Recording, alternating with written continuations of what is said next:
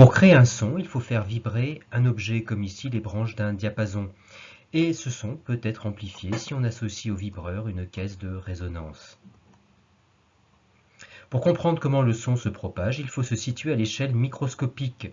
Le vibreur fait alors osciller les molécules d'air voisines qui à leur tour transmettent de proche en proche la vibration aux autres molécules d'air lors des nombreux chocs entre elles. C'est ainsi que la vibration initiale se propage dans l'air jusqu'au tympan de l'oreille.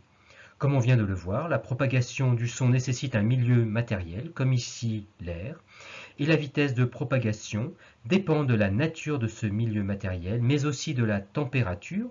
Ainsi, dans l'air à 20 degrés Celsius, la vitesse du son est de 343 mètres par seconde. Un instrument de musique crée un signal sonore assez particulier. Pour le voir, enregistrons le son émis par une guitare à l'aide d'un microphone relié à un ordinateur. On peut visualiser l'allure du signal sonore grâce au logiciel Audacity. Ce signal a une allure complexe, mais a néanmoins une structure périodique, c'est-à-dire que l'on peut identifier dans ce signal un motif élémentaire qui se répète.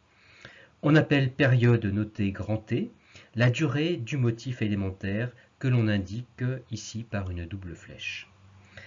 À cette période grand T est associée une grandeur appelée fréquence qui est égale à l'inverse de la période grand T. La fréquence est exprimée en Hertz et la période en secondes dans cette formule à connaître. La fréquence en Hertz représente concrètement le nombre de fois que le motif élémentaire se répète en une seconde. Voyons ici comment mesurer précisément la période grand T du signal sonore périodique pour en déduire sa fréquence. Pour un maximum de précision, c'est-à-dire un maximum de chiffres significatifs, on mesure la période grand T en réalisant une moyenne.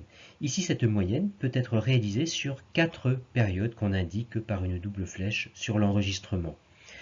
Un tableau de proportionnalité va nous permettre de déterminer la valeur dans la réalité de grand T, ou plus exactement 4T dans un premier temps. Sur le schéma, les 4 périodes s'étalent sur 5,5 cm que l'on mesure à la règle. La deuxième ligne qui constitue l'échelle est remplie grâce à l'axe du temps où l'on voit que 15 millisecondes dans la réalité représentent 5,2 cm sur le schéma. On rappelle que les valeurs dans une même colonne du tableau de proportionnalité doivent être dans la même unité, à gauche centimètres et centimètres, et à droite, comme 15 est en millisecondes, alors 4T est ici calculé en millisecondes également. On pose le produit en croix pour isoler 4T, soit 5,5 fois 15 divisé par 5,2, et pour isoler grand T, on divise à gauche et à droite par 4. Et le calcul donne une période grand T de 4,0 millisecondes avec deux chiffres significatifs. On en déduit la fréquence correspondante avec la formule F égale 1 sur T, où F étant Hertz et T en secondes. On doit donc convertir les millisecondes en secondes, soit 1 divisé par 4,0 puissance moins 3, soit une fréquence de 2,5 puissance 2 Hz. Pour finir, on rappelle que le domaine des sons audibles pour l'homme correspond à des sons dont la fréquence est comprise entre 20 Hz et 20 000 Hz.